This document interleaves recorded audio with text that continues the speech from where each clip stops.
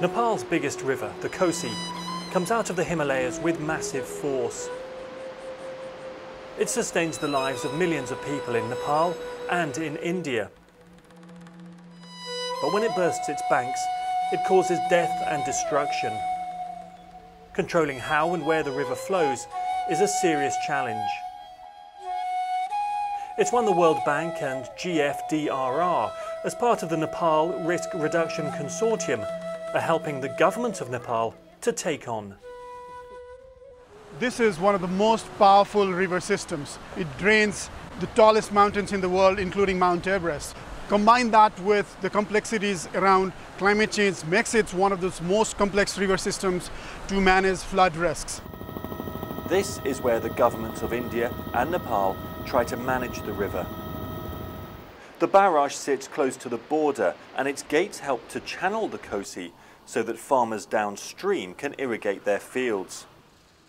Before the barrage was built, only 50 years ago, the river could change course dramatically and floods were common.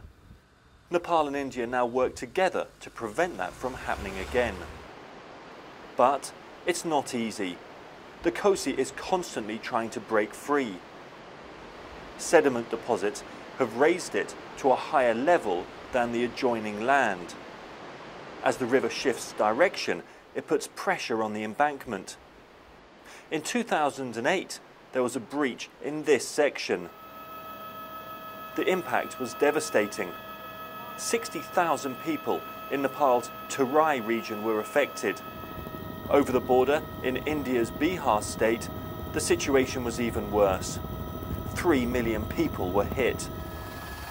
The government of India declared it a national calamity. The damage is still visible. The river dumped tons of sand, turning once fertile fields into a desert. There's now an effort to clear it all up, and some families are moving back, rebuilding their homes in the hope the floods don't come once again.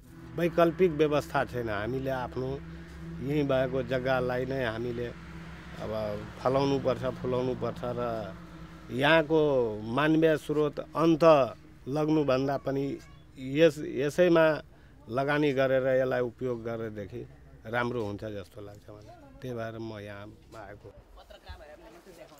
This is the best time of year for repairs before the monsoon sets in. The government of Nepal is responsible for protecting the first 15 kilometers of embankments. This section is its biggest concern.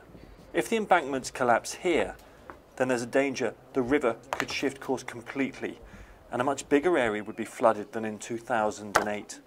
Major strengthening work is needed, and officials are worried. We have three problems. One is technical problem, the other one is financial problem, and the third one is possibility of disaster, likely disaster in during the flood period.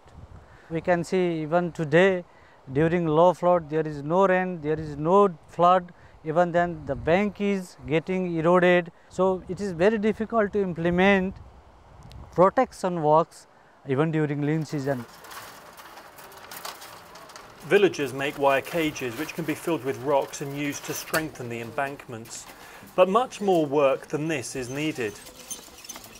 That's why the Nepal Risk Reduction Consortium has identified flood management in the Kosi Basin as a priority. It's working with Nepal to look at ways of reducing the risk of floods from the mountains right down to the plains. The World Bank is helping to coordinate this work.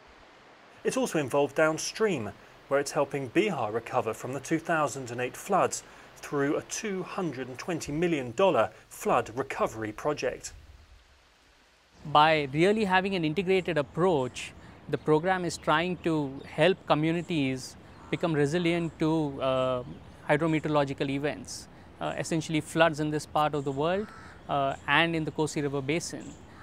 And the idea being that extreme events, as they become more pronounced, communities will have a way of dealing with these kind of events, whether it be through infrastructure, using better technology, early warning systems, just community mobilization. All of these have an integral role to play in the larger picture of flood management. And this is a good opportunity to be able to look at an entire river system and be able to demonstrate that. The Kosi has caused so much human suffering over the years that in India it's known as the sorrow of Bihar. As the management of the river improves, the hope is that that should no longer be the case.